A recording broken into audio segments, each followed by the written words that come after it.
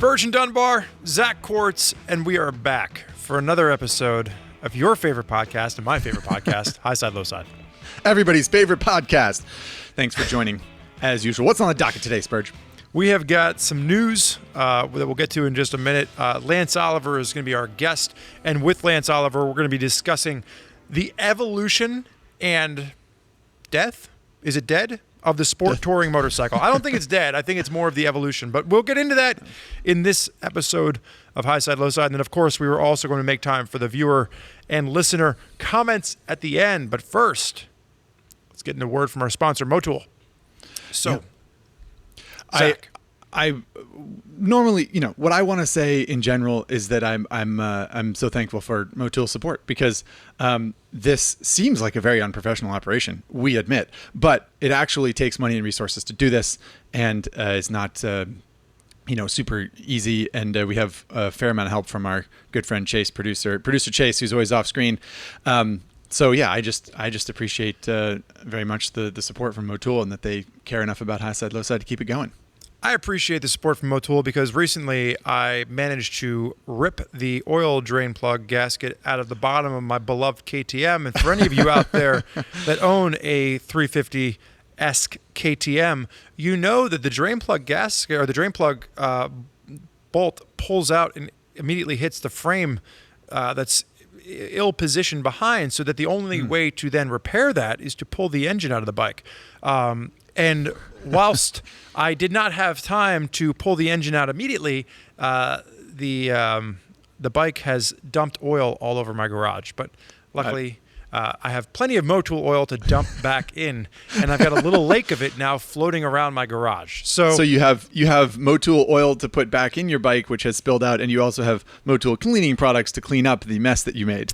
Oh, I finally got the bike out of the garage last night and took it down to the shop.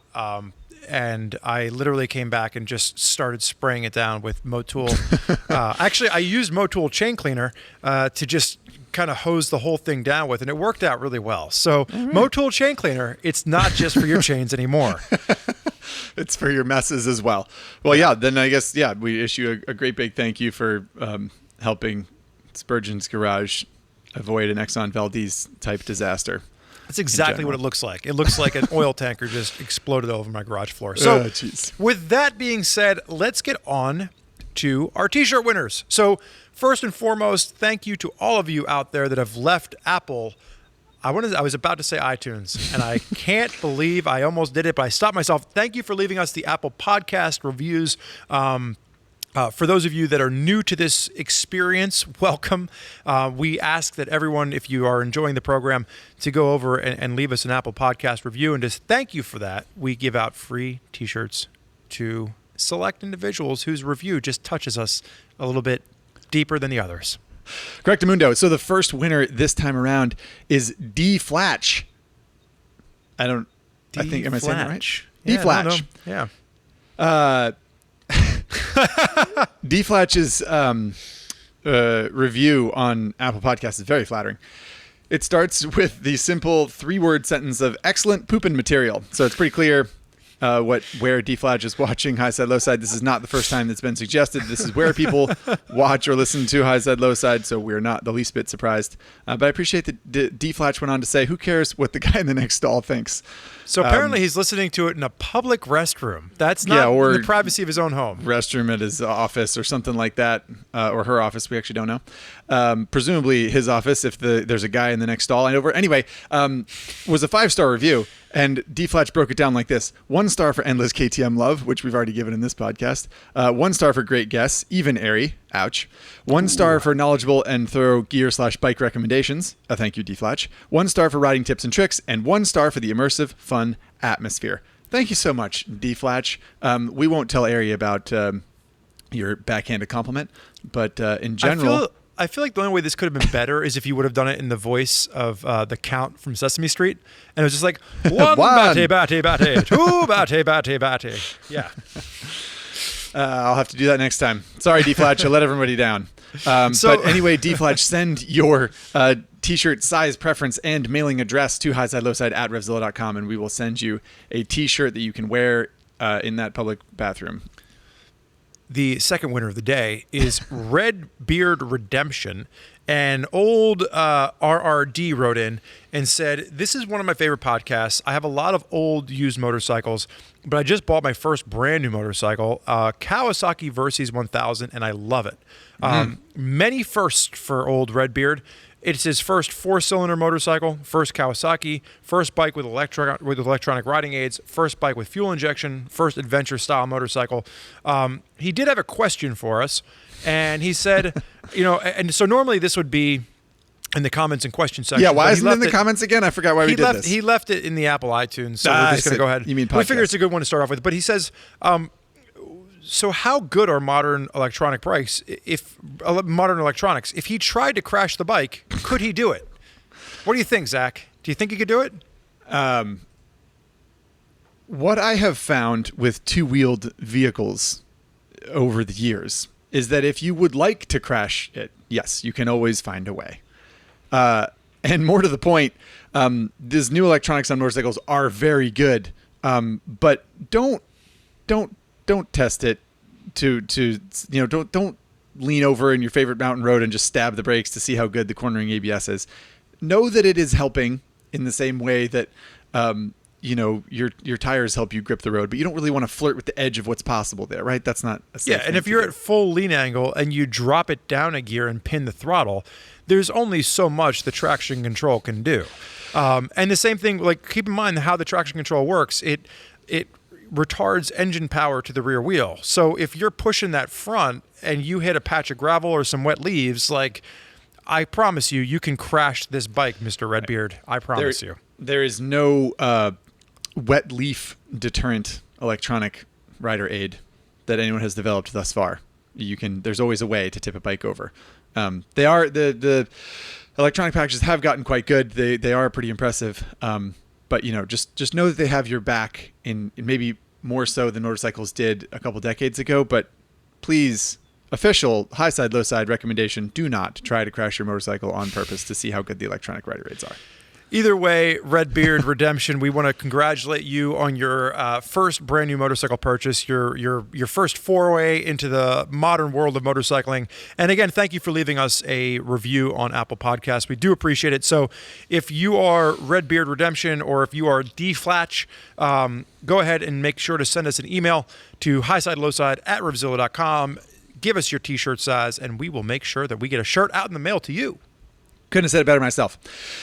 Next up, the news. And speaking of electronics, interesting little piece of news whereby Apple actually released a statement sort of admitting or telling people in a way that I was pretty surprised by that the vibration of a motorcycle, if you mount it to the handlebar with any type of hard mount, can ruin iPhone cameras. It reacts negatively with that hardware and it will screw it up, as many motorcyclists know, but it's interesting to see Apple identifying that. So this is something that I know it happened with Ari. I know it happened with two of my riding associates, and it seems to be an issue with Apple iPhone 11s and newer. Because I know I never had an issue with my iPhone 7, but Same. With my 12 now, I won't put it on the motorcycle because we get it. You have an iPhone 12.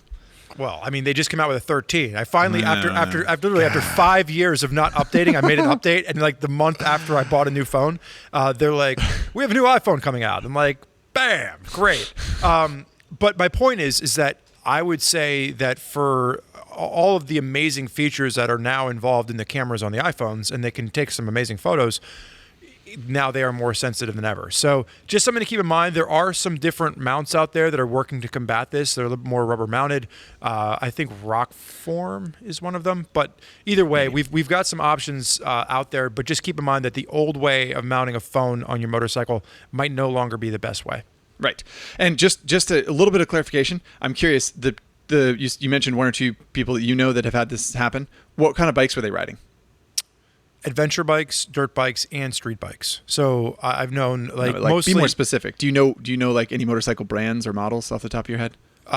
Yes. So off the top of my head, Husqvarna 350. Okay. A ZX6R. Okay. And a I want to say a Tenere 700. Okay, this with is a great 3. information. Yeah. So Ari had this problem on a Honda Trail 125.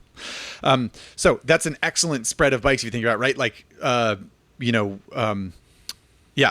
single cylinder dirt bike, a twin cylinder mid-size ADV bike, a 4-cylinder sport bike, a very tame sub 10 horsepower sort of bop about.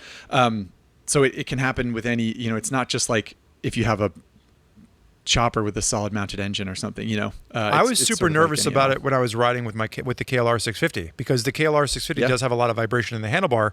Yep. And even though it's dampened, like where I had the little ram mount, I could feel my phone vibrating, and I was like, you know what? I'm not going to risk this. I will just, I would check my maps and then put my phone back in my pocket. So either way, fun piece of news. So if you have an Apple iPhone, you might want to check that story out. It is over on Common Tread. But moving right along. Next story, not so much fun. Not so much fun at all. If you are a New York City motorcyclist illegally riding your dirt bike around the city for kicks, Mayor de Blasio is after you. There was a video that circled around on the internet, and it popped up where the mayor basically lined up 600 motorcycles and drove a bulldozer over top of them. Dirt bikes, scooters, presumably all illegal. They seized allegedly them. all illegally confiscated, which, Yes. we don't condone illegal riding. But still, this was like a gruesome, weird thing to do in the eyes of motorcyclists. Agreed? I mean, I applaud the powers that be for getting illegally seized motorcycles off the street, but like, there's got to be something else you can do with them. Yeah, if you seriously. can't return them to their owners, like, could you possibly, sell them or create some kind of a program or a buyback and like use the money to fund rider safety education? There just seems like there's something better to do here. And I think there's also a bigger issue at play as to like how to create a safe area for people to ride dirt bikes. Mm-hmm. Yeah, I mean, there's no way that crushing bikes and putting them in a landfill is the right thing to do. At the very least, donate them to a vocational program so that people can. Maybe they still will. Maybe they'll donate crushed bikes and be like, see if you can fix this. Yeah. We've run these over with bulldozers. Can you put this back together? Yeah, I just think it's a. Yeah, I feel the same way you do. I don't think it's the right thing to do to ride a KX250F in New York City, because it's like, that's a little bit too out there, too illegal for my taste. But yeah, there's got to be a better thing to do than just put those bikes in a landfill. Also, our esteemed colleague, Patrick Garvin, made a pretty funny comment when we were chewing over this story. He said something like, if I knew that they were going to crush the bike that they confiscated, it would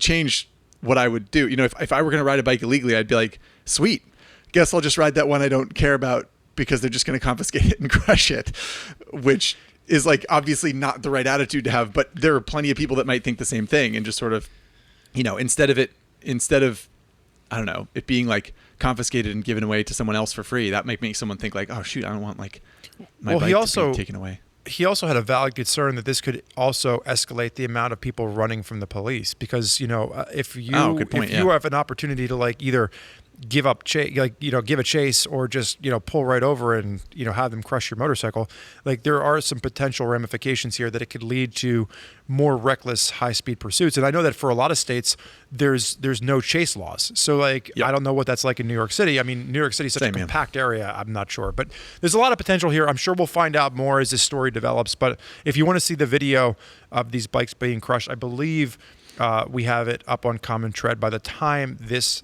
podcast goes live, so you can check it out there. On the topic of legal motorcycles, you wanted to talk about those I'm gonna let you sexy take Yamaha liveries, right? I'm gonna let you take this one, because I want to talk about the Over and Out T-shirt that I'm wearing as we work into bringing Lance onto the program. I meant to ask you about your Over and Out T-shirt.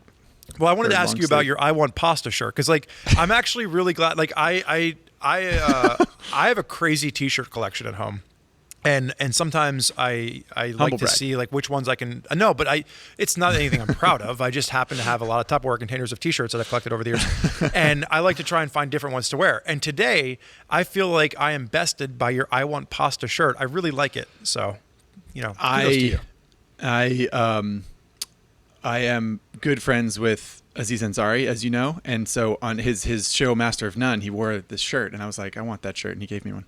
That's I'm awesome. totally kidding. I'm not friends with him at all. We watched Master of None, my wife and and I think he or someone in the show was wearing a shirt that said I want pasta, and I love pasta, and I was like, I would effing wear that shirt if I had it. And she took that to heart, and she tracked it down. She said it was difficult to find. Well, I wonder if we can get Aziz on the show now. Maybe he'll see this and he'll be like, let's go talk about this shirt. Before we get into the piece of news, I attended the Over and Out Moto event this weekend. This is a women's only event, so you might be wondering why I was there. So that's my first question. Yes, you can see the back. Now, what does it say? Turn around. Oh, official trail support. Yes. So nice. We sponsor the event, and the event is absolutely fantastic. So if you are one of the women listening to the podcast and you're living in the Northeast and you want to try riding dirt bikes, give it a shot. Like, this is such an amazing event. They had record numbers of women show up this year. Over 200 women showed up. And the reason I love it is that everyone just gets along. We run trail support, so we take groups of new and intermediate riders out on the trail, and we help them get through obstacles, and we help them try a trail that they might not try on their own. And looking at all the camaraderie and the support and how this works, they've got new riding schools. My girlfriend, who had never ridden a dirt bike before, actually signed up and rented a dirt bike and rode in the school. And then the next day she went out and she went on like the grass track and was like doing like a grass track loop. And like, it was amazing to see, like 100%, like watching the progress of people that from advanced riders to riders that have never put a leg over a motorcycle before. It's absolutely fantastic, and it's a women's only event. So for all of you ladies out there, check out Over and Out on Instagram. You can check out their website. Kelly McCoffey does an amazing job. Just really a fantastic event. That's it. And it just happened. So it's fresh on my mind. And you are supporting it, figuratively and literally. Well, RevZilla is a sponsor of the event, so like we donate a couple $1,000s worth of giveaways. They do an amazing job of having like all of these giveaways that they can do for different like contests that they have. So the one contest, and I'll leave it at this, but they have a scavenger hunt. So like you can sign up with a team of women, and the property is huge. It's like 10,000 acres of private property, and they've got everything from like hard rock enduro trails to little easy grass track trails. And for those of you familiar with Tough Like Roar, which is a big, crazy, like, enduro. It's actually on the other side of the street, so it's that kind of neck of the woods. But they do this obstacle course where, like, you get a clue, and then you have to go do this scavenger hunt on different trails. And when you collect all your clues, the group of women that does it the fastest gets a prize. So, like, there's all these, like, fun ways that they give out prizes. But RevZilla as a whole sponsors the event, and there's a couple of us from the company that go down and help out and offer support and clean the trails and aero the trails and make sure that everything's running smoothly for them. So, great event. Yeah, right on. And a good shirt. Dude, honestly, like one of my new favorite t-shirts. Like, it's a long sleeve, it's super thin and comfortable, and it's fluorescent orange. So I'm very happy about this. So onto the final piece of the news today. Yamaha has released a 60th anniversary livery on their sport bike line. Can you tell us what livery means? And I'm only asking you that because our producer had a question about it. So what does livery mean? Paint scheme, right? Just paint colors. And it is sort of similar to the that maybe they did for, or maybe Yamaha did it for its 50th anniversary, or was it 40th? I don't remember. In MotoGP with like Rossi and Colin Edwards, they had the like speed block paint on the MotoGP bikes, and then I think there was like I know some people painted their R6s and R1s in that colorway, but anyway, there's an official 60th anniversary one, sort of like white with red speed blocks and little yellow number plates, and this will be on the R3, R7, and R1. So obviously pretty notable that there's no R6 in that lineup for the first time in many years, 20-something years. But what is the news with the R6? There's also news about the R6. Thanks so much for asking, Spurge. So got you. Our friend Jen Dunstan actually brought this to our attention. Neither of us had heard of this when she brought it up, but there is technically a 2022 R6. So there's been a lot of hubbub about how the R6 has been discontinued, but there is technically a model year 2022 model. It's track only. So they're basically just selling it for people to race. And it comes with a whole bunch of kit. It comes with a race ECU. There's no key. There's just a power button. It comes with like lever guards and a full race system and no lights and race body work, and all sorts of nifty mumbo jumbo. So kind of a cool thing. Yeah, the price is like 18, I think. Yeah, so 18, I think that's the only downside here is that like they stripped all of the shit off of it. And now don't get me wrong, like they made it more of like just take it and go to the racetrack. But the price is almost $19,000. I think it's like 18.5 or something like that. It seems pretty steep for what it is, like I think partly an economy of scale thing, right? Like they're not going to sell very many of those. Right. But like, why would you like, I get it if they would have like updated the suspension tremendously or something like that. But like, really, why would you not go out and buy like a clapped out, 10-year-old R6 and just take that to the track, like, and save yourself some coin? If you're riding around a track at your level or my level, maybe that's what we would do. But I think this bike is like, you can get a prepped race bike from GYTR, which is pretty cool. And I think, anyone, if this isn't for people who were going to go buy a 10-year-old R6 and put bodywork on it and take it to a track. This is for people that were going to buy a brand new R6 and turn it into a track bike. And anyone who does that knows that the effort that goes into it is immense. Like most people would take the key off, like take the whole tumbler out and take the wiring harness out, take the lights off, take all that stuff off. So it is removing things and charging more money, but also in a lot of cases, this is going to save time and or money for people who want to do this. It's just so you think that less is more and therefore they can charge more is what you're saying? I mean, it's like they are providing a service to a certain extent. They're putting the bike closer to where it needs to be for what this person is going to want to do with it. So fair enough. Yeah, they're charging. I mean, it costs them money. I mean, it's costing them time. Like someone has to do that work. Yeah. So they're charging for it. And maybe they're charging too much. But now they've got a bunch of old spare headlights that they can sell to the aftermarket world. So they can make that money back twofold. Yeah, I'm sure that's the plan over at Tuning Fork HQ. Oh my Lord. So let's go ahead. We'll get Lance on here. While we're waiting for Lance to sign on, just a reminder, we talked about this a couple episodes earlier. We launched a print magazine, and that is called Common Tread Journal, and it is now available in two different ways. You can get this two different ways. One, you can join the RPM program, and that is RevZilla's Riders Plus membership program. It's kind of like our version of Amazon Prime. You get free guaranteed 2-day shipping. You get Rever Pro memberships. You get other added benefits. One of the benefits that you actually get with this is you get access to the main story that Brett Smith wrote about the PW50.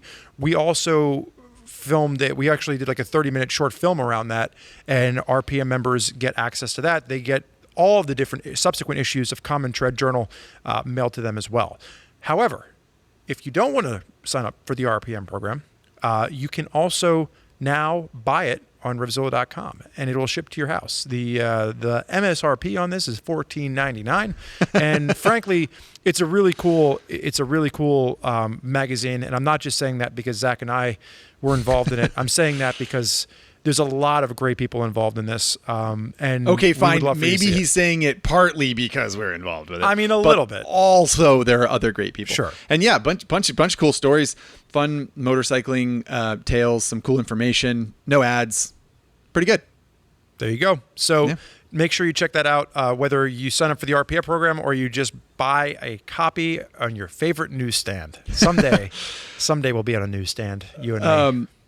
Well. On the topic of riding dirt bikes illegally in cities, let's get Lance Oliver in here, the original 12 o'clock boy. He is riding dirty all over Boston. So, Lance, we were just discussing the news and we were talking about illegal dirt bike riding. And as Zach alluded, it sounds like you've got a lot of experience in this area. So, is it true that you were one of the original 12 o'clock boys? Spurge, they didn't even have 12 o'clock yet back when I was started riding. I mean, we only had to clocks go up to only 10. went to 10 when clocks only went to was 10. It was later that they turned them up to 11, and it's these young kids today that invented 12. So it was way before my time. Great answer. Well, we hope that cities cracking down on people riding motocross bikes through urban areas doesn't hurt your riding habits too much, Lance? Because we know that you like to do that kind of thing. No, I don't think it's going to affect me personally. I would like to put in a gratuitous plug here for the article that we had on Common Tread earlier this year about the Baltimore 360 program in Baltimore that's trying to channel some of that enthusiasm for motorcycling into some positive directions in education. And we have some more coverage in the work of that phenomena. So once again, gratuitous plug to send people over to Common Tread. We are always, I mean, we're sitting here plugging left and right as well. So there's no problem. I appreciate there. that. Yeah. Appreciate that. Yeah. Keep me in the job. So, we didn't have you on to talk about wheelies and good, because I suck politics. at wheelies. I can't hold a candle to your wheelies, Zach. So. Oh, stop. We did have you on to flatter me though, so I do appreciate you starting right away. Obviously, the reason that we've got you up here is to talk about sport touring motorcycles, because you are a sport touring rider, and we started digesting this whole the whole segment and like what it all means and what we think about it, and we realized that it was probably a good topic of conversation on High Side, Low Side. So Spurgeon, I'm gonna let you kick it off and give Lance guest honors for the first topic. Yeah. So Lance, I'm going to start with you, but obviously, you don't need a sport touring motorcycle to tour on. Back when you started, I would imagine that you toured on, whatever 1940s Indian you had laying around, and you just made it work for yourself. So what's the first motorcycle that you took a tour on? And give us the motorcycle and give us the trip that you took with it. Yeah, sure. You're exactly right. I mean, sport touring is something you do. There are motorcycles that are well suited to it, but you could do it on pretty much anything. And so the first motorcycle I went touring on was the first one I had, which turns out was a 1976 Honda CB360T, and the typical universal Japanese motorcycle of the era. And that's what I bought a used example of when I was a young lad. And that's a parallel twin, right, for our audience? Parallel twin, air-cooled. It did have the relatively modern touch of a front disc brake, which was one of the selling points that I appreciated. So that was good. But yeah, electric start? Yes, it had electric start. It also had a Kickstarter too, though, just in case that old battery failed. You had a backup. But other than that, absolutely nothing that would lend it to touring. But it's what I had. In fact, it was the only transportation that I had. So if I went somewhere, that's how I got there. And I just rode it to work. I rode it to school, and I rode it wherever I wanted to go on the weekends. Now, did you buy that new or was that used? No, that was a used bike I bought. My first bike was used. And what year was that you bought it? I bought it in '78. So it was a 76 model. Okay. And then, so what was the first big trip that you took with it? I never took a big trip on that, like your transcontinental Triumph and Bonneville journeys that your Spurgeon is so famous for. But mostly it was just like camping trips and going around Ohio and West Virginia, where I was starting college at the time, and so mostly like regional camping trips, that kind of stuff. So it's interesting. I don't know if you saw Zach making the drinking motion, but on a previous comment, and I know that you're an avid High Side, Low Side listener, but the episode hasn't aired yet. But we had one of our commenters write in that they play a drinking game with High Side, Low Side, and anytime somebody mentions taking a cross-country trip on a Bonneville, you have to take a drink. So specifically Spurgeon's cross-country trip. I fell right into that one. It's a High Side, Low Side classic. There's nothing wrong with that. So you never took any big trips on this CB360? Not a huge trip, but like day trips. I rode it everywhere I went. Sure. If I had to go to work, I had to go to school. I wanted to go camping for the weekend, or go to a far-flung concert that I wanted to see, or whatever. That's how I got there. So So I think it's important for the audience to realize this. Lance, when's the last year that you've owned a car? When's the last time you owned a car? When I owned a car, I did actually own. Let's see, it would have been like roughly 2005, 2007, something like that. But that one I got for free. My father had an old pickup truck that he wanted to get rid of, so he just gave it to me, and I kept it limping along for a while, and then I sold it because I wasn't using it. But the last time I actually purchased a car myself with my own money, purchased one, was 1985. There you have it, folks. That's almost as long as I've been alive. Exactly. And did you sell that car, or do you still have it? No, I sold it. in 1986. Yeah. No. I actually kept that car for several years. I sold it in 1991 when I left the country and couldn't take it with me. It didn't fit in the overhead compartment on the airplane. Sure. So I sold it. Another problem with cars. Can we exactly. agree? They don't fit Yeah. on airplanes. Brutal. And So the check baggage point- fees outrageous. The point in that little bit of a derail was to let the audience know that, like, you are someone that lives on a motorcycle when it comes to, taking a road trip or, just getting Right. around town. So what would you have said, like, if you didn't take a big road trip on that, what was the first bike that you took a big road trip on that you would consider, over multi-state lines? Well, the next bike I had was a Suzuki GS450, which is not all that different, but it was a slightly more capable bike, perhaps. And so, yeah, I went longer trips on that. Again, not in any way what we would consider a typical sport touring motorcycle, but yeah, I took longer trips on that. Any specific trip that stands out in your mind? Honestly, most of the most memorable trips came later on for me.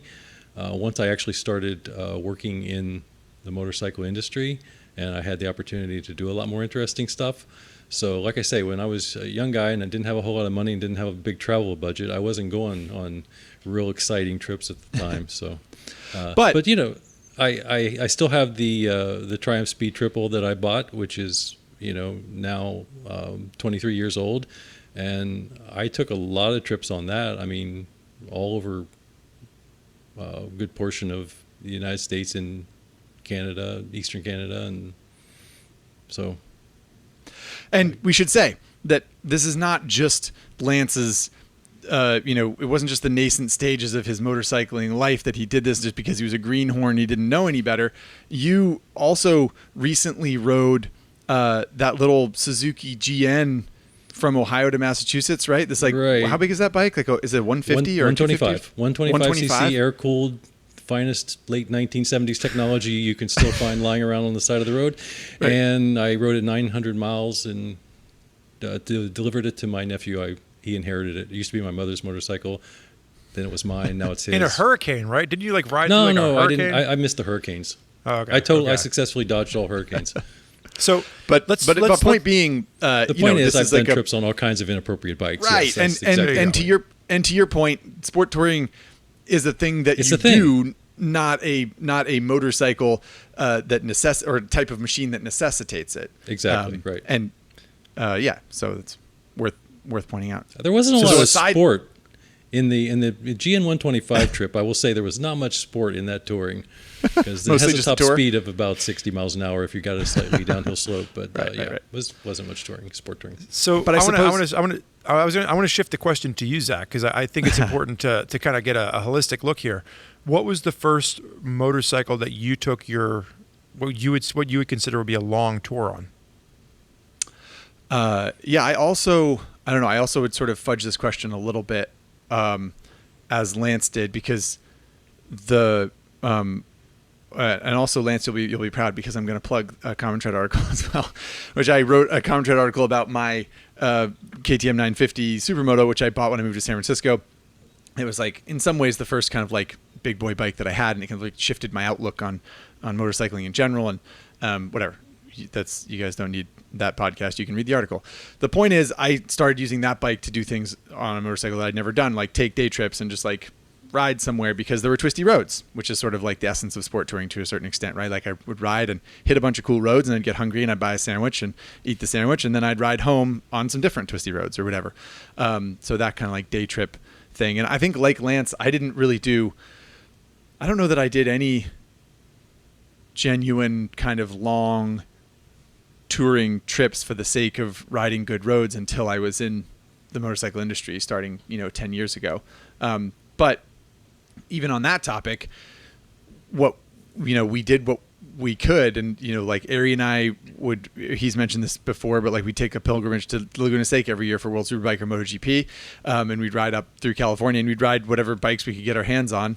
And sometimes they weren't comfortable, like sometimes it would be a sport bike and a naked bike or something like that. And we would just you'd like strap a tail bag to it and ride twisty roads all day long. And you're on the freeway and you don't have any wind protection, but you're just sort of like is worth it, or this is what I have, or whatever.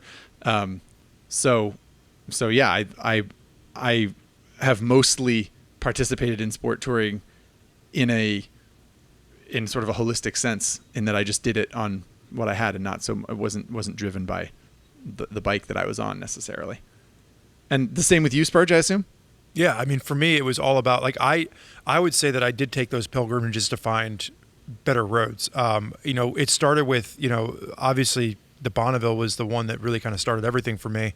And I would argue that was definitely not a sport touring bike. Some of the worst brakes you could ever possibly have, and, maybe 50 horsepower if you were lucky.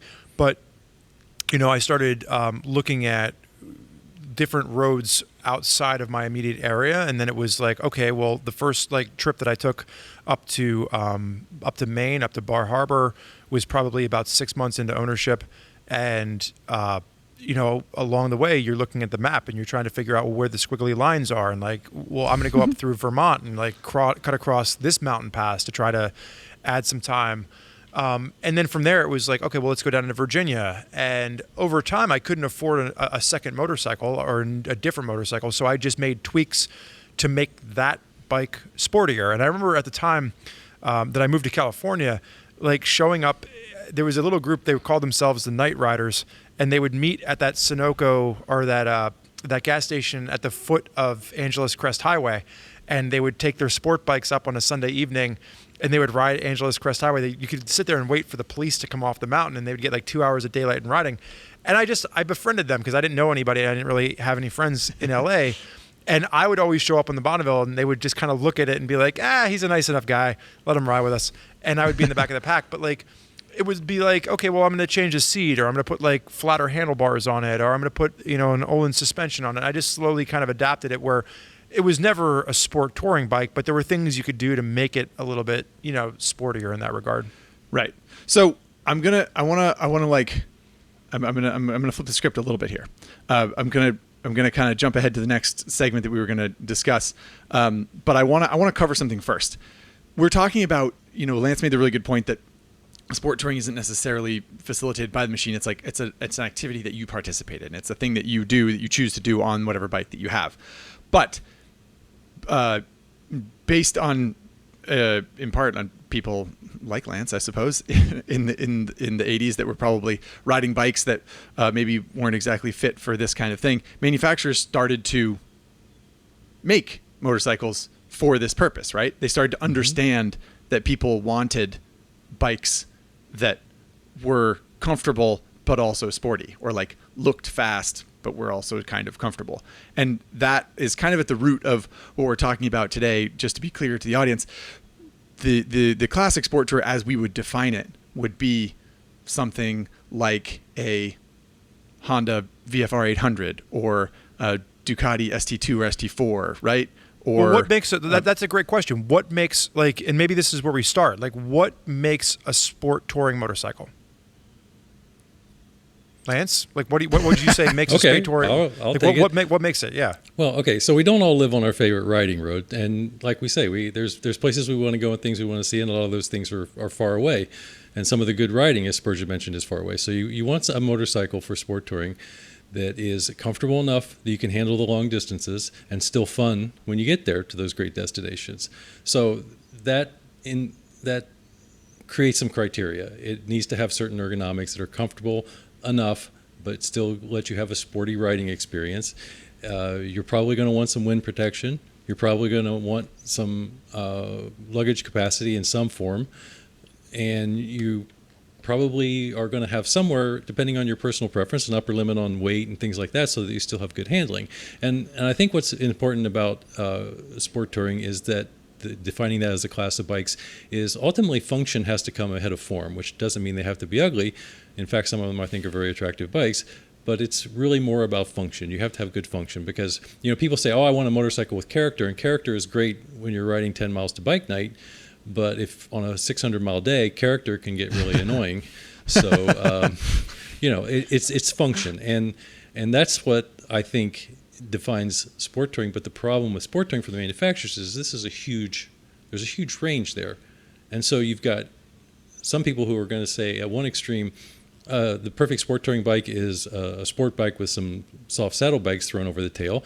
And at the other end, you're going to say, well, you'll have people who say, well, it's not really a sport touring bike if it doesn't have shaft drive, if it doesn't have an electrically adjusted windscreen, if it doesn't have heated grips, all this. And so you've got this huge range, and the difficulty for manufacturers in trying to create something for the sport touring market is it's impossible to please everybody. Yeah, I didn't even think about like honestly, like even going into this, like having a shaft drive or the size of the windscreen or heat, like I didn't even, like my mind didn't even go there because I think more of the stripped down version of a sport touring bike. Look at the reader comments on any story we've run on Common Tread about that talks about sport touring, and you'll have one guy will come in and say, well, it's not really a sport touring bike if it's got a chain because you have to lube the darn chain, and if you're on the road you don't want to lube your chain. And then someone else. I feel like that's a good impersonation of Piglet. For those of you that are Common Tread listeners, you probably have seen Piglet in our comments. I don't know exactly how he speaks in person, but maybe that. But yeah, and then you do have the guy who wants to just take a Ninja ZX6R and throw some saddlebags on it and go for it. Or not even saddlebags, just a tail bag. Exactly. That was always Aries' definition of a sport tour was exactly. I mean, he's grown up a little bit, but in our Motorcycles magazine days when I first started, we were like in our late 20s, and he was always like ZX6 with a milk crate on the back. Man, that's my sport touring bike. Like that's all you can do. Like it's plenty comfortable, works. I can carry stuff. I don't care. So yeah, that's an important distinction. And for the record, the whole it's not a real sport touring bike unless it has these criteria is the most absurd thing to say. Yeah. But it's what we do. That's exactly right. It's malarkey. It's like saying, oh, it can't be a race bike if it has shaft drive, or it can't be a race bike if it has whatever size, whatever. Like it's if you're racing bike, as long as you're passing the person in front of you. It's a race bike, right? Yeah, as long as there's a green flag and a checkered flag, and you're trying as hard as you can. That's a race bike. Yep. Yeah. But I think sport touring is very much the same. Like there's a lot of different variants of this, and I think we'll get into some of that later in the episode. But so that's a great laydown of what we're talking about here, Lance. So my question is, before we get into like the first actual sport touring motorcycle that any of us have owned, the question that I want to jump to and ask is, what is the first motorcycle that was produced that you think would fit a sport touring description? And I know that we've been throwing to Lance a lot, but Zach, why don't you go on this one first, and then we'll see what Lance has to say. What's the first memory that you have in production history of a motorcycle that would be a sport touring bike? I mean, I'm probably going to screw this up. This is a tricky thing because sport bikes, as they grew to become, if you trace sport bike lineage back as far as you can go, it usually is kind of like the late 80s, mid to late 80s, early 90s when true kind of sport bikes came to be. The GSX-R 750s, the Ducati 851s, the Honda Hurricanes, like the sport bikes as they sort of became known in that era. And what you often find is there's kind of like there's a weird thing where people are like, well, actually, the first sport bike could be the Honda, VF 750 in 1983 or whatever, And I like drawing the line at. It's easy to draw the line at the GSX-R 750. I think that's a good one for sport bikes. But where I'm going with this is early sport bikes now are like sport touring bikes, basically. They're sort of like, that's what they were aggressive in the time.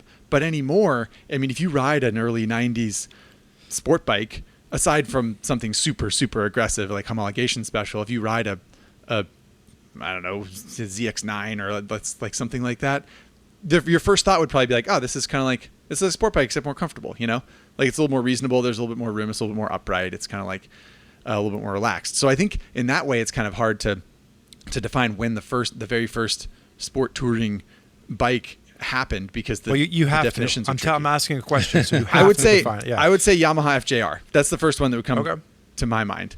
What was the first year that was in production? I have absolutely no idea, but I think there was like FJ11, right? It was early 90s, 1100 right, first, right? The FJ 1100 first? Yeah. And I remember that being like, seeing that bike and thinking like, oh, that's like, it's clearly not a sport bike. It's not designed for high performance. It's designed to be fast, but it's also designed for this other land to be kind of a little bit more comfortable and a little bit more luxurious than. Do you want to take a sport bike. guess as the year? So this is the beauty of the internet while we produce this podcast. Do you want to take a guess as to the year that Yamaha released the FJ 1100? 1988. Lance? I'm going to say 83. You guys danced around it in the production of it was some model years 84 and 85 was the FJ 1100, So Lance, and then Lance in wins. 86 it jumped to the FJ 1200. So FJ really? 1100 was 84 and 85. Yep. Wow, I thought that the one that my friend had, or my dad's friend, predictably, was like an early 90s FJ11, but I guess that was a lot older bike than I realized. So, but point being, that's what comes to mind for me is FJ11. But what about you, Lance? First sport touring bike in history. Well, I Bruff think Superior. no.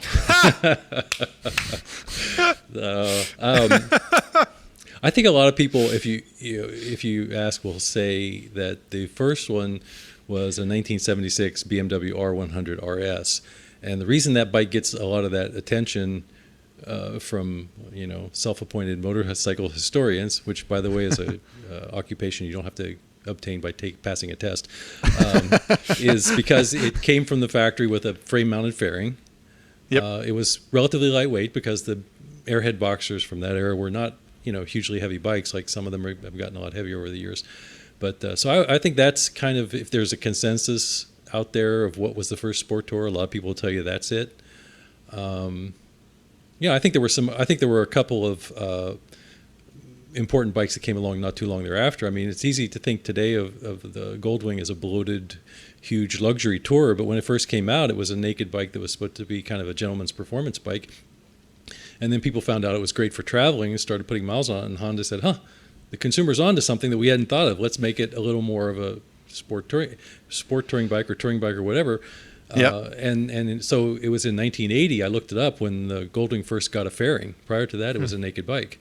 So, as a gentleman's touring bike, I'm assuming you probably lusted after that because you are the ultimate gentleman. Is that not the case? I can't personally recall lusting after a Goldwing, but I'm just saying it was a lighter bike. It could be conceivably considered a sport touring bike in the state it was in then. Certainly not the way it is today. Right, but that to me, like, that was the root of, and because the Goldwing is such a classic example, that's kind of like the root of luxury touring. Even though it was lighter and smaller and didn't have as much stuff draped over it in that era. The BMW RS is a good point, but I would almost argue. I mean, I guess I don't know. I would almost argue that this BMW sport bike of that era was the S, which was like.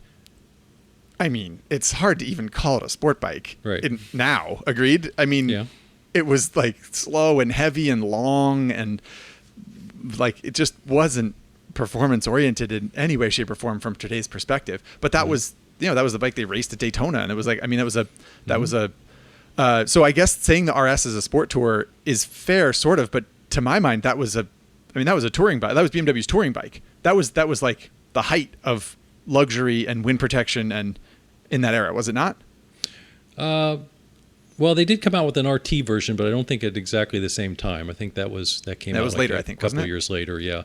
Yeah. Well, let me throw out another data point then. What about? And again, a lot of this goes back to what I said before: is it really depends on your personal definition of what's sport touring and what isn't. Sure. But let's say I would point out, not necessarily as the first, but as another potential significant model, is the 1986 Kawasaki Concours, because there you had a bike that was, I think, pretty much built for what we would consider sport touring. Yeah, it's kind of heavy. It's on the heavy touring end side of the spectrum, but I think it's still on that spectrum. But it came with wind protection, shaft drive, saddlebags, things that both the BMW didn't necessarily come with stock, things that the Yamaha FJ1100 certainly didn't come with stock, like the saddlebags. So I think that was an early attempt to build something to that market.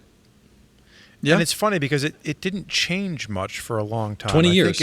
I think it was like the same. 20 years. Yeah, it's because I just looked up 86, and I remember I had a buddy when I was working at the dealership in Tennessee that had a 96, and I remember thinking like it looks dated, and it's the exact same motorcycle. Yeah, and they didn't bring out. I remember this because I personally went to the press launch of the Kawasaki Concours 14, which was such a huge deal because after 20 years they finally did something with that bike, but it was just soldiering on, and it had such a loyal following among a certain slice of the public that they didn't change it pretty much for 20 years. Yeah. That's the I'm pretty sure that's the basic bike that I rode across. But Ari and I did that thing. We rode across Texas without stopping. Yeah. Across Texas without putting our foot down. And it was on $1,000 bikes, and it was a Concours 1000 that I got my hands on from like the late 90s or something. It was basically the same thing. Yeah. As to your point, it's 20 years. But I think if you look at the Concours, you look at the FJR, those are bikes that have such a long lineage, and they get thrown around often because they were some of the earlier bikes that started all of this. Okay, Spurge. So what's your pick then? So I actually, my pick is something a little bit different. I went more of like a naked kind of a bike route. But I really could make an argument, and I think the argument can be made for something like an XS 750 from Yamaha. So in 77, I think is when that bike was released. It was a triple engine, a little bit more on the sportier side. You could get luggage for it. There were luggage racks available. My dad had one, and the pictures that I always saw was he had put like a windjammer fairing on it. He rode it down to Mexico and back, like rode it around, town, but was able to take longer trips with it. And it was, it started to have modern amenities that other motorcycles just didn't have at the time, and I think for a 1977 model, it had a significant amount of power, which made it sportier. It had a shaft drive. It had a lot of the essence of what sport touring would become, but it was definitely ahead of its time. And unlike the BMW, which, no offense to a boxer engine, it wasn't necessarily sporty compared to what Yamaha was putting out with this really unique triple setup. So for me, I look at that bike, and that to me really was on the very early side of what became sport touring. So a couple fun notes there. One, that Yamaha had a triple way back when, which some people don't realize. They assume that the MT-09 is sort of like, oh wow, it was the first, like Yamaha was knocking off Triumph, but that's not actually how it was. They did that a long time ago. Also, my parents honeymooned, rode around Europe on Yamaha XS triple in the early 80s, something like that. 750 or the 850? Do you know? 750, I'm pretty sure. 750, yeah. They flew to Europe and bought the bike and rode around, and so we have a fun family connection there. Our dads would probably get along. Our dads, we should have an XS 750 podcast episode. Yeah, exactly. But last thing I'll say about that is I don't agree with your pick of that being the original sport touring bike. To me, that's just a UJM. That's like a classic, and yet shaft drive, fine, okay, but like that was just like a basic motorcycle of the era, from shape to intent to all that, in my mind anyway. I think it was a big step forward in its sportiness. Like, I don't know. To me, like that was something that was different. That was evolutionary thinking. It got rid of the chain drive. It made some advances that put it more into sport touring category than some of the other bikes that came before it. I agree that if you look at it and it's stripped down, that it is a UJM, to its core. However, it started making some changes that moved it into the world of sport touring, and there became an aftermarket that allowed you to modify that. And I think that sport touring, as far as not all the bikes, are going to be right off the shelf sport tourers, but they have that as a functionality depending on how you want to accessorize it. I think that's where that bike really started, with being able to accessorize it in a way that made it very comfortable for longer trips. And it was still a very sporty machine. Again, I think it was something nearing like 85 to 95 horsepower or something along those lines. It was a relatively sporty bike compared to those that came before it. Well, I would just like to bring this conversation around to once again try and like rattle off some bikes that we feel like define sport touring. And in my mind, I'm thinking of bikes between, 1995 and 2010 or something like that. Like that era. 64 of biker horsepower. I'm sorry. I just want to. I misspoke. It was about 65 to 67 horsepower. So I was way too horsepower. high. Get out of here. I'm drinking over here. So the category as it came to be defined in my mind, like I said, I mentioned the FJ11, eventually FJ 1300, Ducati ST4, Honda VFR 800.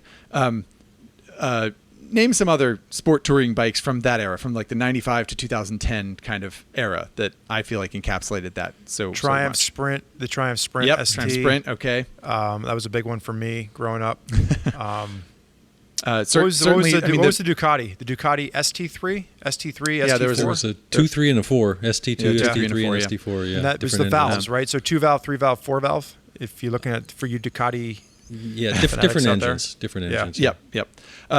And then there was certainly a BMW. There was an RS in that era. I think it was like an oilhead RS. Yeah, the very first oilhead boxer from BMW was an RS.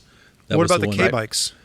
Yeah, and Yeah, also there were the K bikes, K-bikes, which are yeah. inline Yep. 4 K bikes of that era. There was a K1200, K1300. K1200 RS, and there was a K1200 GT, which again Yep. was slicing that, that sport Yep. touring spectrum into slices.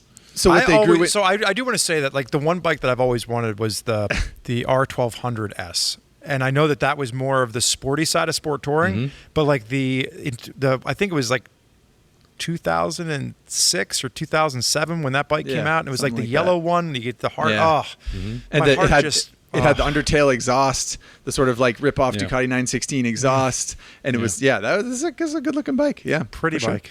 bike. So point is the bikes grew into these largely sort of like heavy, large engined, sporty-ish bikes, fully fared, and like pretty powerful and fast, but also like sprinkled with luxury features, and probably weighed 450 to 600 pounds. They're sort of like heavier than. Yeah, I think there was than probably a sport bikes. variation there. Like if you're Yeah, looking at a certainly, VFR certainly. 800 I'm generalizing a lot. I mean, there's a VFR 800, there's a VFR 1200. So there's like, even within brands, there were a lot of variables and variances in how they were, sort of produced. But that's sort of like, that's the core of what we're going to end up talking about, perhaps dying off. But we're not going to do that yet, are we, Spurge?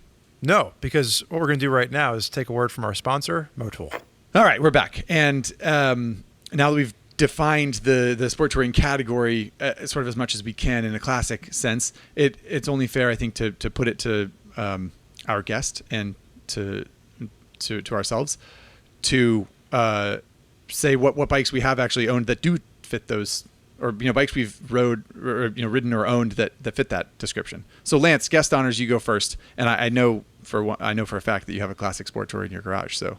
Well, I do now, but this'll be an easy one. the ironic thing is I've been sport touring my whole life, and only last year did I finally buy a reel, to use the phrase of our readers for sport tour. I mean, as far as ones I've ridden, once I started working in the motorcycle industry and started getting at least sporadic access to press bikes and stuff for it, I got to ride a lot of interesting bikes. It seems like a lot of them were sort of towards the heavier end of the spectrum when we were talking about that spectrum of sport touring. So things like the BMW K1200 RS and GT. I did long trips on both of those.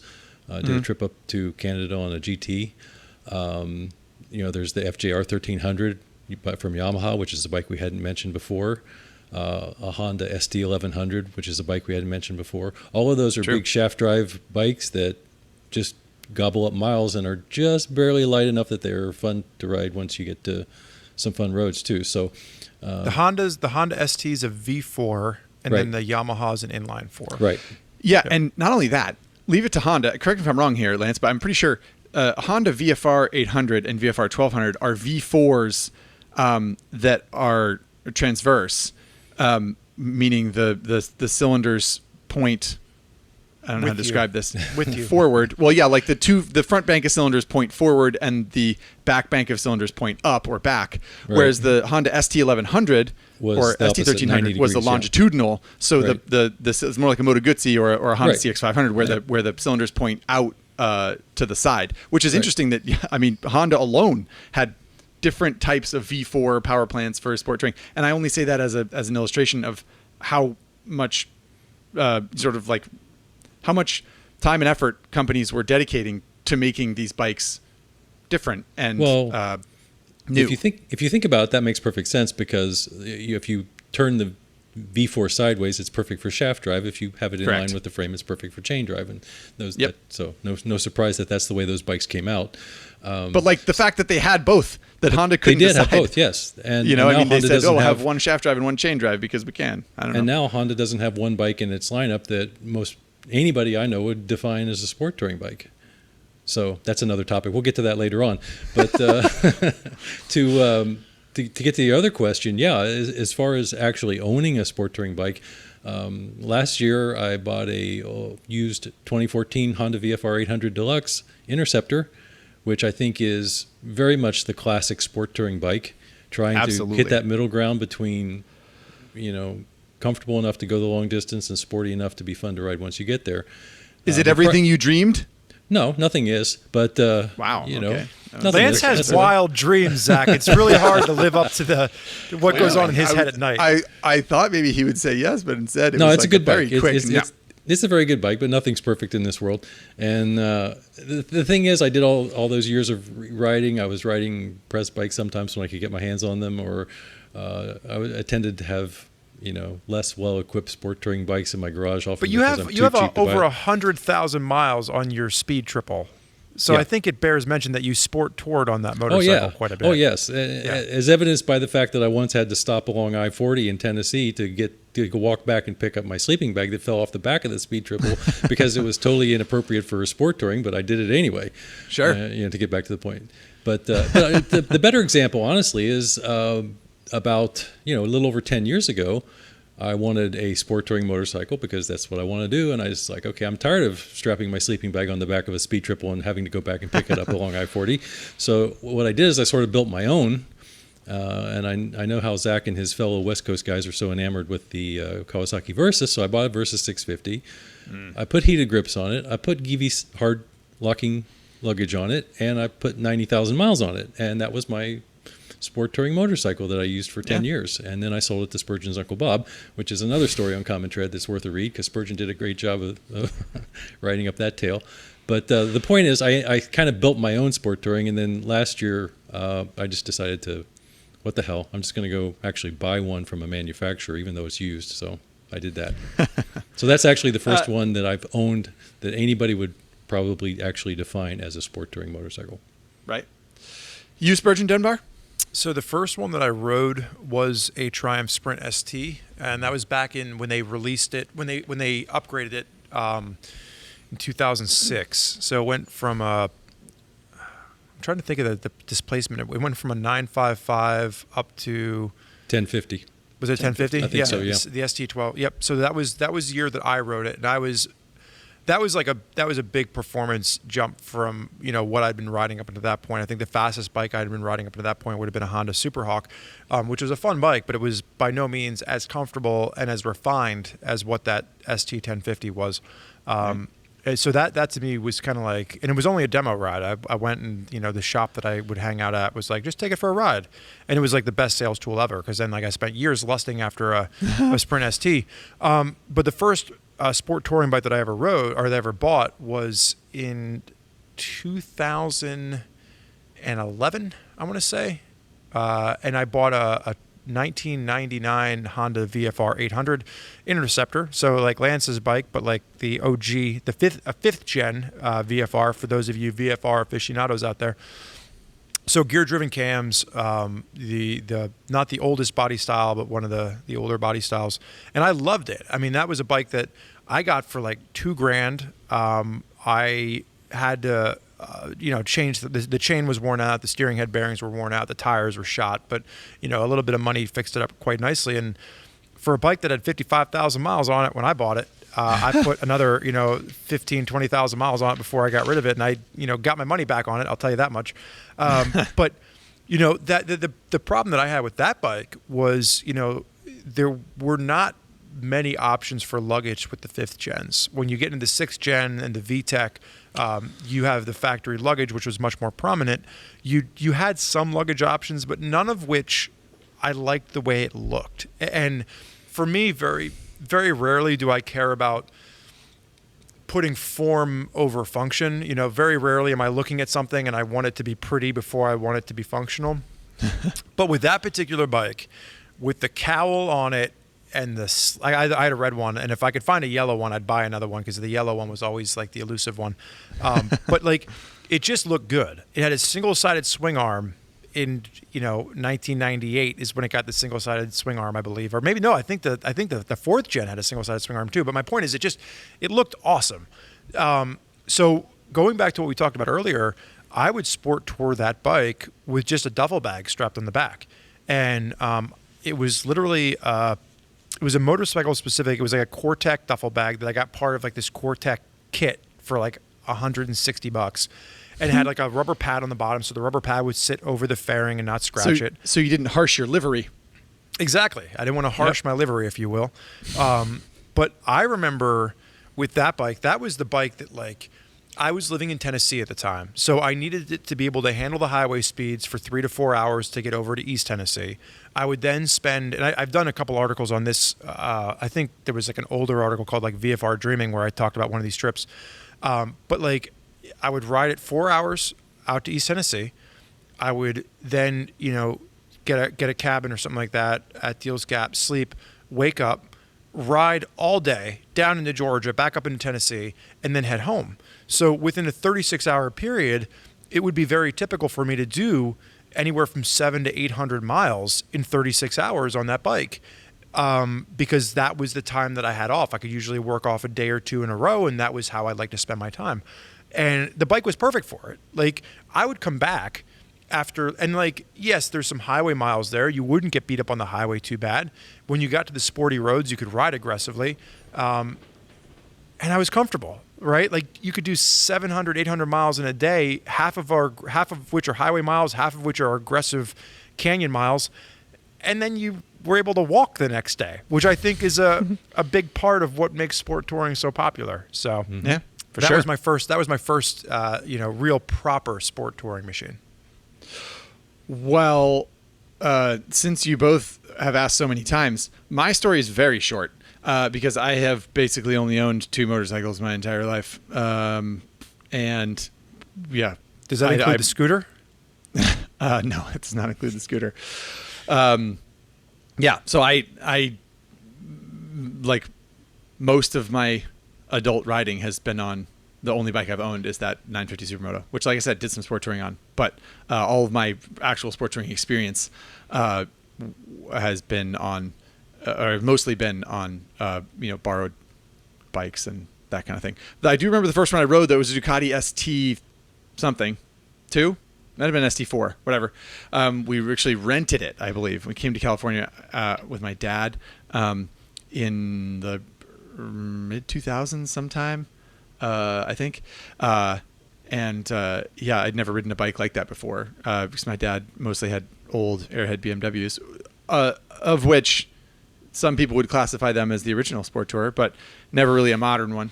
Same thing as, Spurgeon riding that Sprint, I think. Just super fast and sort of like luxurious and like performance oriented, but fairly comfortable and fairly sporty. And I was racing at the time, so like it was fun to ride a fast bike and be comfortable all day. So yeah, it's certainly, to Spurgeon's point, very an attractive riding style because you feel cool riding around on a Ducati with a full fairing, but you're also not miserable, and you have some luggage and that kind of thing. So, you can see why the bikes took off.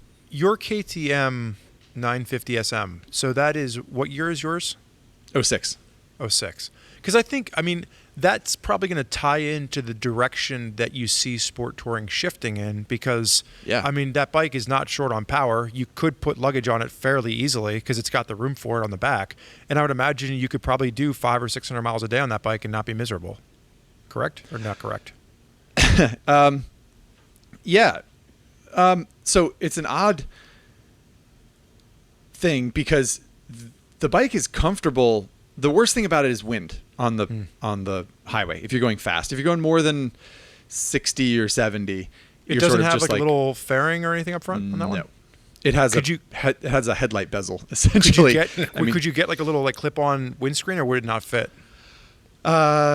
You maybe could get a little bit taller one, but the seat is so high, right? It's a supermoto, so the seat's pretty flat. So from like the gas cap behind the headstock back to the rear fender, it's almost flat.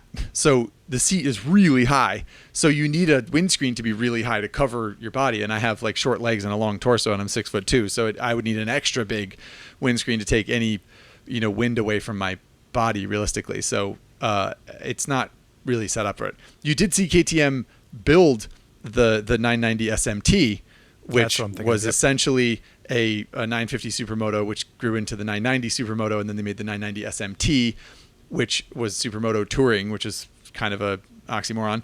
But it was a pocketed seat. It was it had a taller front section, had a little fairing on it, and a windscreen that came up that kept the wind away from your torso. It came with like the semi hard bags on it. Quasi. And that is frankly a fantastic bike. I mean, that was a great bike. And to your point, Spurge, that is the direction in some ways that sport touring has gone. Right. That's where the bikes have evolved into tall bikes with windscreens and 17-inch wheels that are now. So would you say that sport touring, as we've defined it up until this point, has peaked? Like, yes. 100%. So you feel that like we're no longer moving in the direction of a traditional sport bike that can also be toured with? Correct. There will maybe be examples as we move forward, but no. There's no way you can say that it's as strong as it was. I mean, there is no Ducati ST 2, 3, or 4. There's a Super Sport. There's a Ducati Super Sport. True. That you could tour with. Yep. There's a Super Sport. That's true. But I mean, think of the bikes that we've been talking about here: Honda VFRs, Yamaha FJs, Kawasaki Konkai. All those bikes are maybe still in the catalog as like old models, but they're not making those anymore. We haven't in the motorcycle industry. We haven't heard about those. Am I right? Yeah. No, you're right, Lance. You're not making your VFR anymore, right? That didn't last long. Yeah, it was actually continued in Europe afterwards, but in the United States, it was 2014 to 2016 was the years that one was sold here. But if I don't know if I'm allowed to jump in here or not, but I totally disagree. Please do. I totally disagree with Zach. Oh yes, I love this. I'm get going him. to get him. I'm going to take. You better have data to back it up. So, you better be able to list at least 15 sport touring models. Lance, his throat is exposed. Go for it. Go for it. So here's the thing. First of all, we already agreed that sport touring is a thing, not a bike. So you can't say sport touring has peaked if people are still doing it. Hang on. Let him talk. No. Let him talk. No. I will not let this stand. Spurgeon said, do you think sport touring, as we have defined it, as we have defined the type of machine, has peaked? I said as we've defined it. You assumed I was talking about the machine. Oh, all right. Well, Lance, gotcha. No. We will grant Zach his objection because it's irrelevant anyway. Because I'm going to point out that the situation's not as bad as he thinks. So yeah, what we've seen is I think in motorcycling we've seen something sort of parallel to the car world where people needed to carry some stuff around, but nobody wanted to drive a minivan. So then we saw the rise of SUVs, which were built on truck chassis and all that. And it's like, we don't really need this horrible off-road chassis that just to drive to the supermarket. And so now we've seen crossovers. Well, I think we've seen a similar kind of evolution in sport touring where, the adventure touring bikes became very popular. But then there's a whole lot of people who don't really need that suspension. They don't need the 21-inch front wheel or even a 19-inch front wheel. They don't need spoked wheels. They don't need that off-road capability because that's not what they're planning to do. So now we have seen, I will grant you, we have seen an evolution and a movement of the sport touring motorcycle category towards bikes like the Ducati Multistradas are excellent examples. The Yamaha Tracer 9 GT that Zach just reviewed, the Kawasaki Versys 1000 SELT Plus that I reviewed. BMW. Don't forget about the Triumph Tiger 1050, which was before its time, arguably. Still made in Europe, but not here. So we have all these bikes that have 17-inch wheels. They're clearly made for the street, not for off-road, but they have what I say the stature, the sort of the stance and the ergonomics of the adventure touring bikes. So that is definitely where I will agree with Zach. That's where the action's going. But I thought the same thing Zach did. I thought, all those sport touring bikes of the past, the traditional sport touring bikes are gone. The tradition was you either take, to meet our definition, you either take a sport bike and make it more comfortable, or you take a touring bike and you make it more sporty, and that's how you get to this sport touring happy ground in the middle. There's a surprising number of those motorcycles still on sale new. Yes, my VFR 800 is no longer for sale, but to just give you some examples, going across the spectrum, at the light end of the spectrum, there's the Ducati Supersport 950 that Spurgeon mentioned, which I think is pushing the end of the sport end of the spectrum. But then you've got Kawasaki has 3 of them in their lineup. They've got a Ninja 1000 SX. They've got the Concours 14, which is for those who want the heavier end of the sport touring spectrum. And they have the Ninja H2 SX, which is gotta say, it's a sport touring bike. Lots of power, saddlebags. There's still the Yamaha FGR 1300, which they've updated with electronic suspension. There's the BMW R1250 RS, which I think fits beautifully in the sport touring spectrum. And as we're recording this, Suzuki just announced they're coming out with the GSX S1000 GT, which is virtually... As we're recording this, you hear that? You heard it first here, folks. Yeah, I mean, this is going to be a while before this hits the airwaves, but in the meantime, they just announced that they have taken their 1000cc bike and put full fairing, saddlebags, and we've got another lightweight sport touring offering. So Suzuki has done it again. They've somehow taken a bike they already produced, changed 3 things on it, and called it a new model. Way to go, Suzuki! And yeah, as usual, we need to look to Suzuki for the future of what makes sense. But there, I just named half a dozen traditional sport touring bikes that fall in that. None of them have or anything like adventure touring bikes. They all follow the old category of either taking a touring bike and making it more comfortable, or taking a sport bike and making it more comfortable, or a touring bike and more sporty. And to add to your fuel to your fire, Lance, I've been riding around on an Aprilia Tuono V4, new for 2021, and what they did with the Tuono this year, for those who read Ari's article on Common Tread, there's a factory and a base model, as there has been for many years now. But now the base model is actually kind of a different animal. It's not just lesser. It's not just less advanced and expensive suspension and less racy paint. Now the handlebar is taller, and they have factory luggage that comes with it, this like steel trellis situation, and saddlebags that bolt on the side, and a taller windscreen. The windscreen is larger by 15 or 20%. So that's a sport tourer, right? Yes, I mean, absolutely. They put saddlebags on it, and they put a taller windscreen on it, but it is clearly a very sporty bike. It's a frame-mounted fairing. Yeah. So that's exactly. a sport tourer. I think what's happening here, and I had the same initial reaction you did. What's happening here is that all of these traditional sport touring motorcycles are still in the lineup. They're still out there, but they're not the ones that are getting all the attention, because what's new, what's different, what's getting all the attention are the sort of ADV styled sport touring bikes, like the Tracer that you just reviewed. And I mean, that's a perfect example. So I think it's easy to overlook, but they're still out there. Yeah. Go ahead, Spurgeon. I'm just wildly disappointed that none of you have mentioned KTM yet, because the Super Duke GT. I'm not even going to the Super Adventure, which the 1290 Super Adventure S, but like the Super Duke GT. Come on, Lance. You did your research. You see them absolutely everywhere. I don't know about you guys, but I see Super Duke GTs they're just oh my god. Over one I think I've seen one in maybe 6 years. I can't look out onto I-76 without seeing 3 a day. It's ridiculous out here. But my point is that they do it's still in production. But I just wanted to say, I think that for me, I sold my VFR to buy an adventure bike, because the adventure bike did everything that my VFR did. Yep. Now, it wasn't as pretty looking. The VFR is a beautiful motorcycle. But it did everything that my VFR did, but it also allowed me to do so much more. And so for me, when I had this realization of what an adventure bike could be, I could handle 12,000 miles a year touring. I could go do off-road stuff with it. Yes, a 21-inch front wheel is not going to have the same handling characteristics as a 1717 setup. There's compromises that you make, but I mean, as far as strapping down luggage to the back and hauling down miles, my God, it was so much more convenient than my VFR ever was.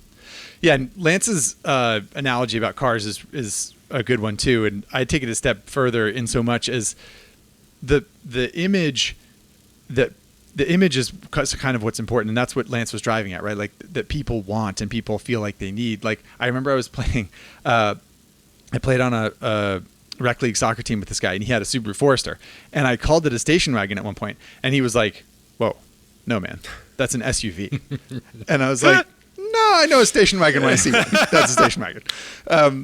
And like someone at the Subaru dealership or some blog he read or whatever told him that was an SUV, and fine, maybe it is. It's got great ground clearance, and like I love the Subaru all Forester. the Subaru owners out but there. Just own it for what it is. Like you look at a first gen Subaru Forester and you tell me that that's not a station wagon. And I think that that's what Lance was driving at, right? Is that like it's having a chubby sport bike is kind of like maybe not as cool as having this sort of like quasi rugged, adventure-ish bike that people look at and think like, oh wow, that guy looks like is that Ewan McGregor? Wow, that's pretty nifty.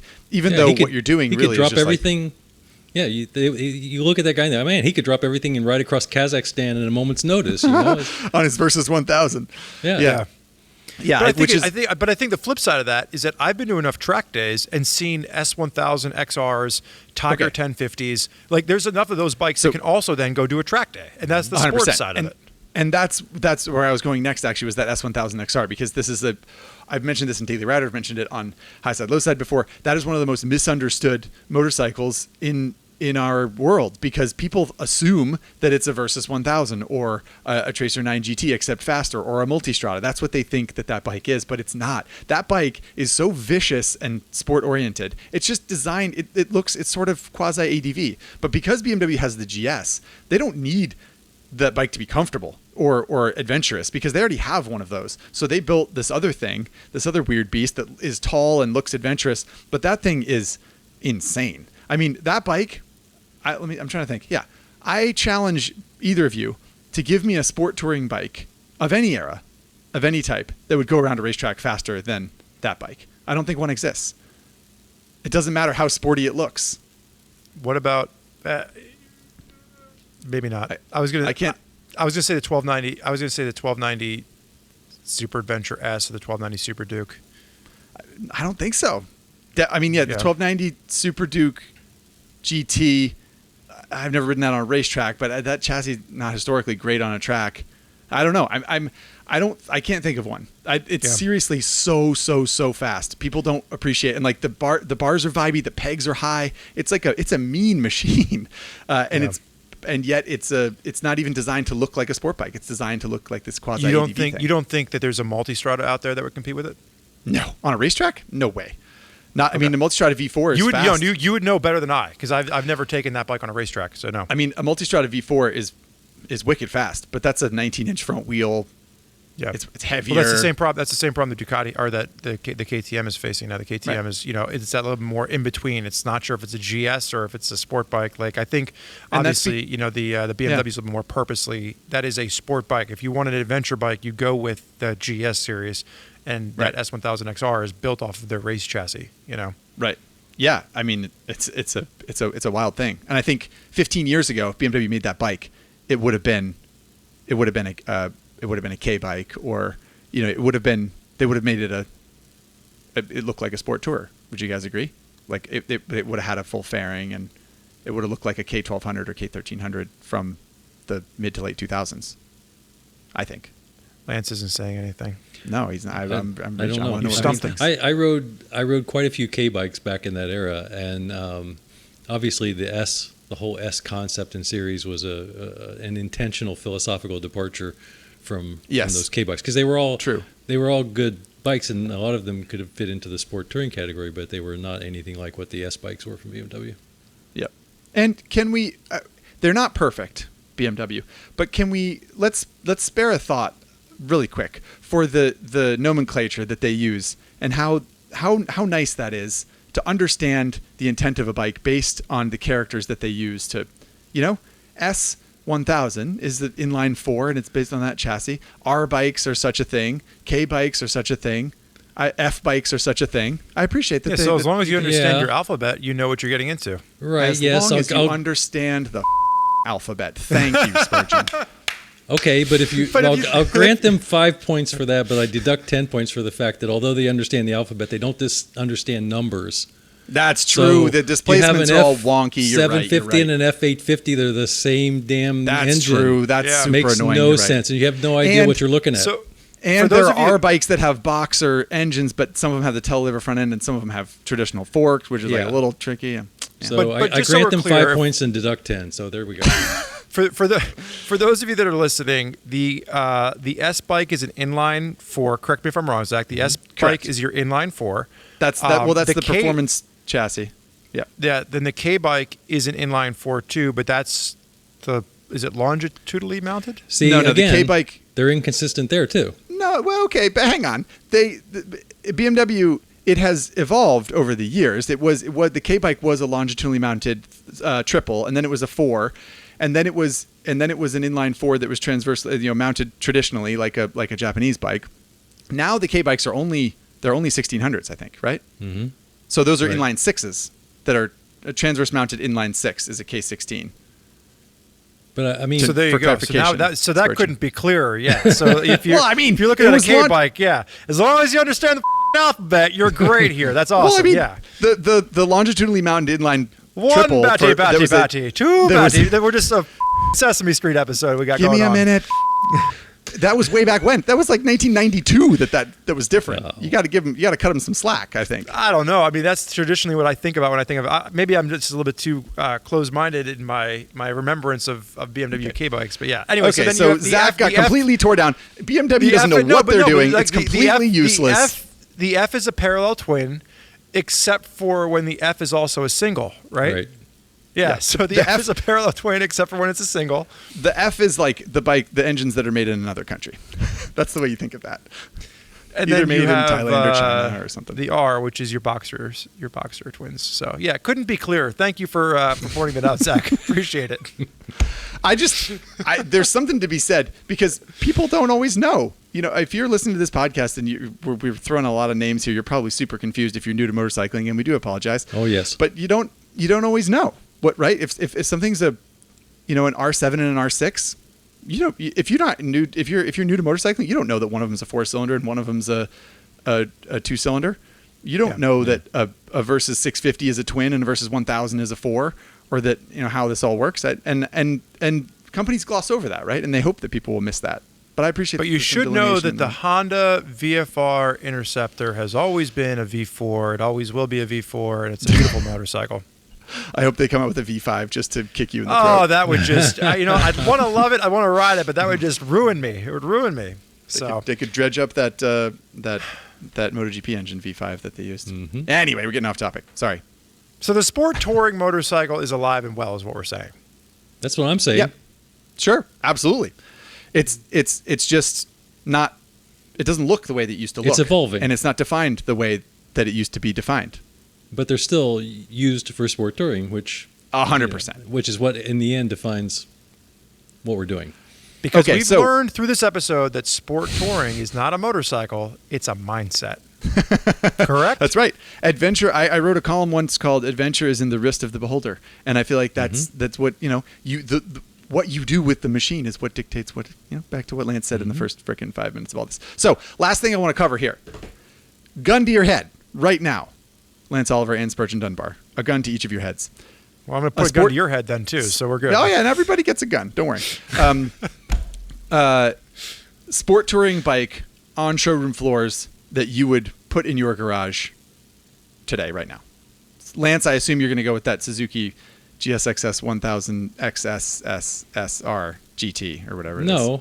No, not at all. I mean, this is not even a theoretical question for me because I just went through this process last year because I finally fair. decided to buy a sport touring motorcycle from a manufacturer instead of trying to cobble one together myself. And I ended up buying a used VFR. But the other contender that I really spent a lot of time going back and forth with was the Kawasaki Ninja 1000.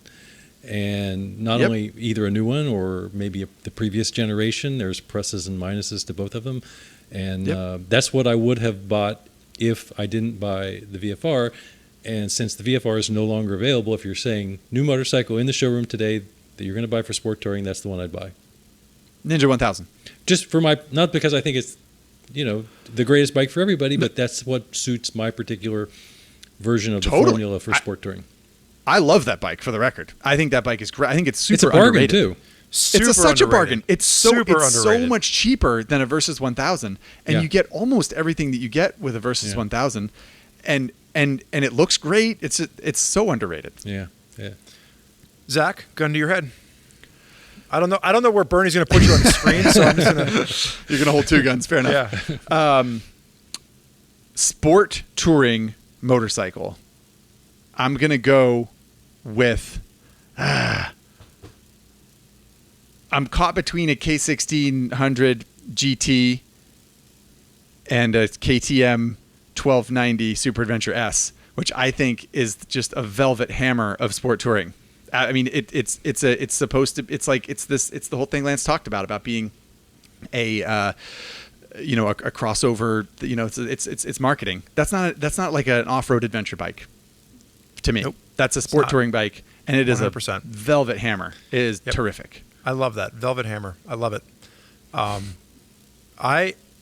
think that's a great motorcycle, but I already have KTM's in the garage, and frankly, if I want a KTM in the garage, I want it to be able to go off road. I am torn because on one hand, I want to say Ducati Super Sport 950, right? Like I like the fact that it has that classic look. I like the fact that it has the bags that go with it. It's a good looking motorcycle, and I could sport tour on that. But that's not what I'm gonna say. I'm gonna go naked sport touring here, and this is a bike that Lance Oliver has never ridden, but just wants to put down left and right for being ugly. And frankly, I am always a fan of the underdog and the ugly ducklings out there. So I'm gonna go with a Yamaha MT10 as my sport touring bike. Wow. You can get. It's got the reinforced subframe. You can put the semi-hard bags on it. You can get a little windscreen for it, and it is a freaking hoot to ride. Now, I'm going to have to stop every 100 miles and fill up the gas tank. You do need a gas station very frequently, yes. Yeah. Which is why they named it the MT10, obviously. Yeah. But I think that is an awesome, I know it's a naked sport bike technically, but when you talk about a modern sport touring motorcycle, I could lay down miles on that. I could rip through a corner on that. And what a charming, delightful engine that really is. Oh, absolutely.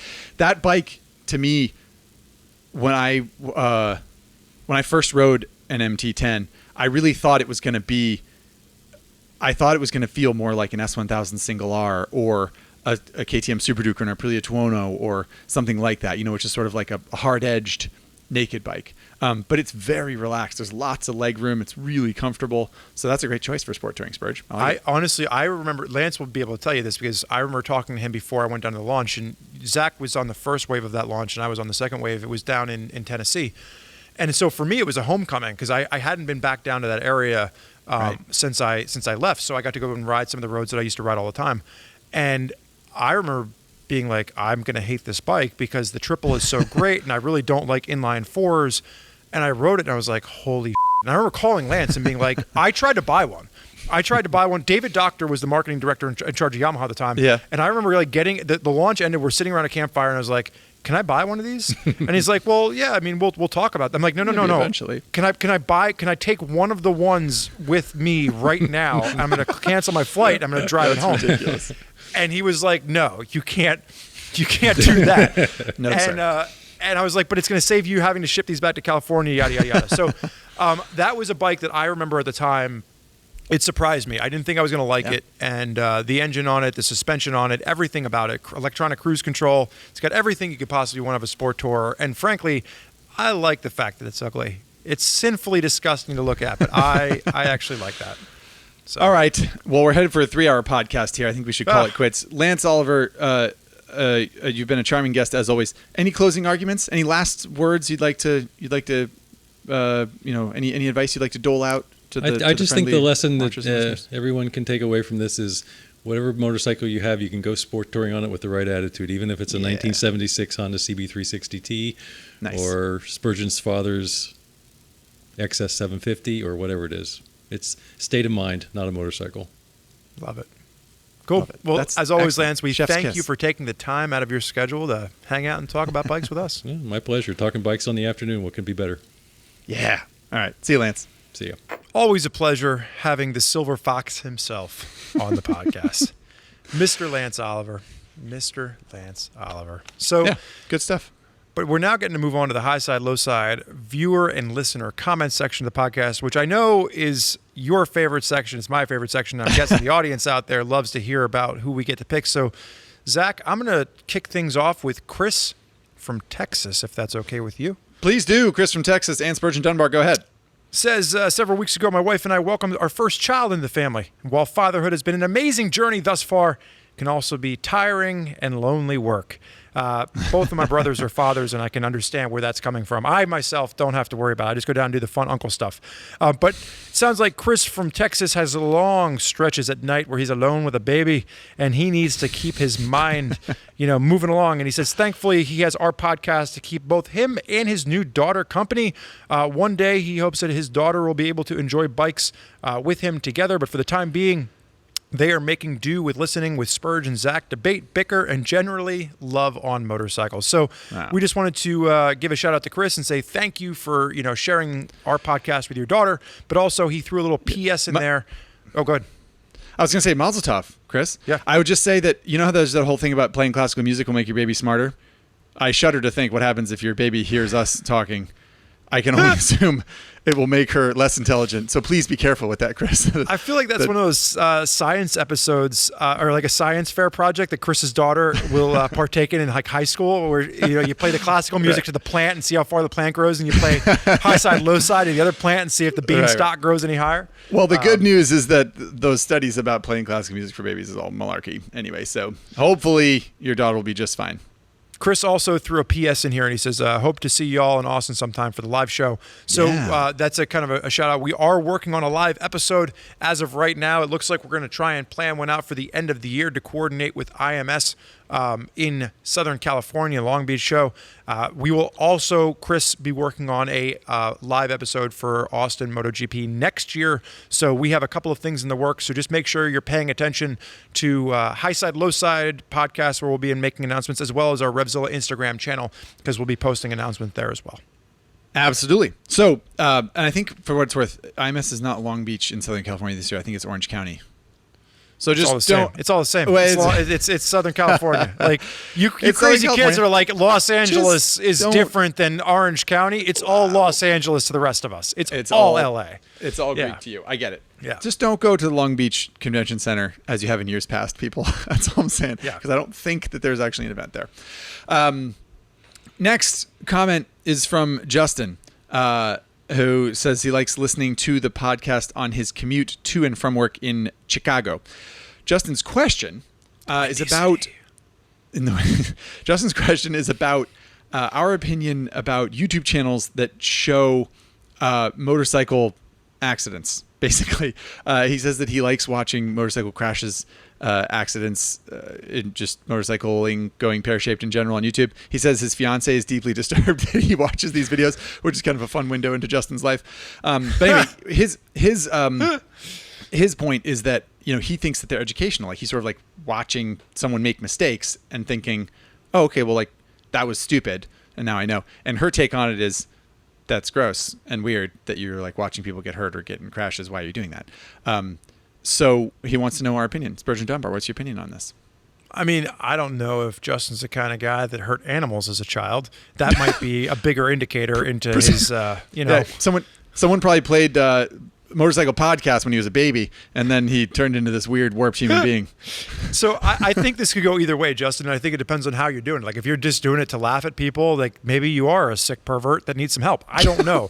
But what I would say is that we've actually done examples on Common Tread where we will take videos of people crashing and we'll analyze them. Mark Gardner did a great article where there was a crash and he went frame by frame of the YouTube video and pulled them out.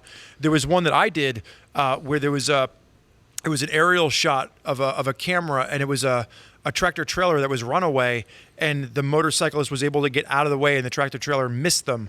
And I did that in an article about the importance of using your mirrors and constantly be looking in your mirrors while you're riding. So I do think that there is educational value to viewing these, but you have to make sure that you're actually looking for something out of it and not just getting a kick out of somebody else's misery.